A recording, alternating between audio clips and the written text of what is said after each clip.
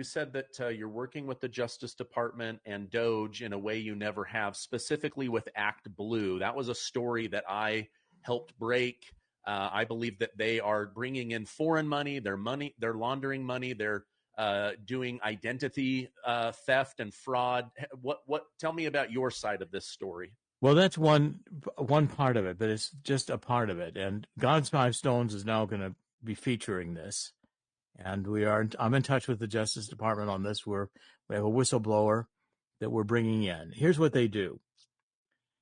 This whole God's Five Stones investigation and our whistleblower shows that Act Blue has gone down to the border and they've made deals through the Biden administration that tie them to Honduras, and participating in the Act Blue participates in the Sinaloa crime, cocaine, and marijuana trade. They are working with Communist China in the fentanyl trade, and Act Blue is deep into the child sex labor trade. So a deal was actually made in the Biden administration by Archbishop McCarrick through Donilon, who was the chief of staff for Obama. And Biden signed an agreement. They created this Agency for Peace at one of these organizations to flow money into Honduras. It was signed by the president and his son of Honduras. They were part of the Sinaloa drug cartel. And this was done in the Biden administration right before the border was opened.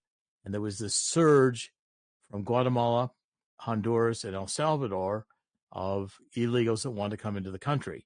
That's where we got 300,000 unaccompanied minors coming across the border, picked up slave traders. All right, now the money from that started going into TD Bank. Actually, all three Canadian banks were involved, but TD Bank was the major money launderer. TD Bank got caught for using some of that money to go to election campaigns for Democrats. They had to use your identity because the FEC requires that donations be made by someone. So they had to borrow your name and social security number to make the donations, and you weren't aware of it.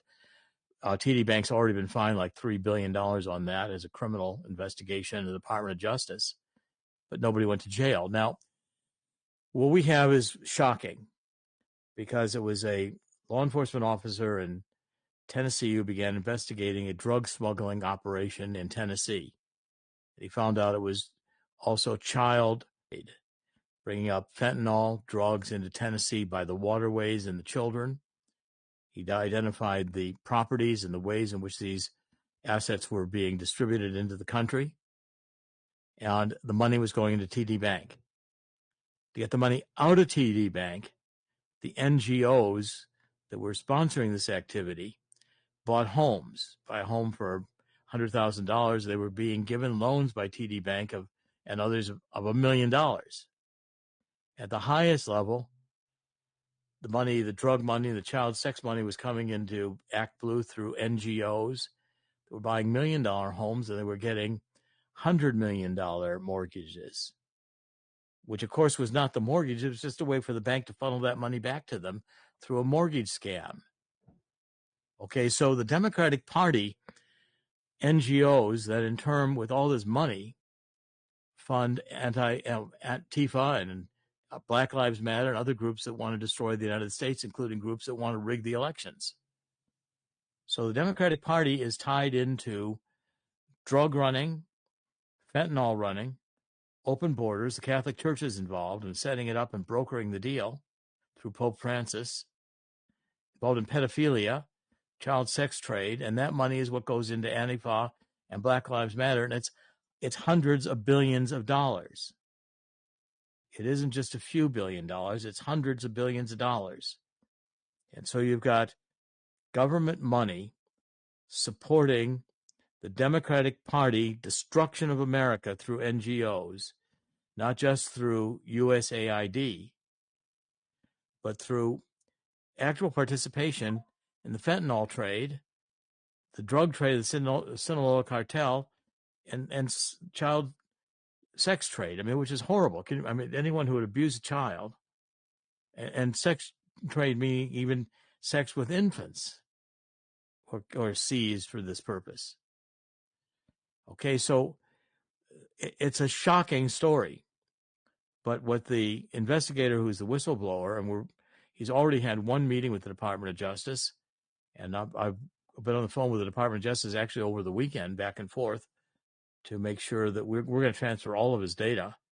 He did a lot of research on Lexis and Nexus, which I've used, and they're very good sources for doing this kind of research.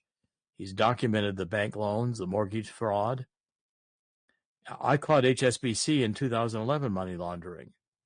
They paid at that time $1.8 billion fine for being in the drug trade. I have all the securities licenses in the world going back to the 80s. I've created 2 broker dealers. I understand money laundering. So we've caught them. There's no way out of this for the Democrats.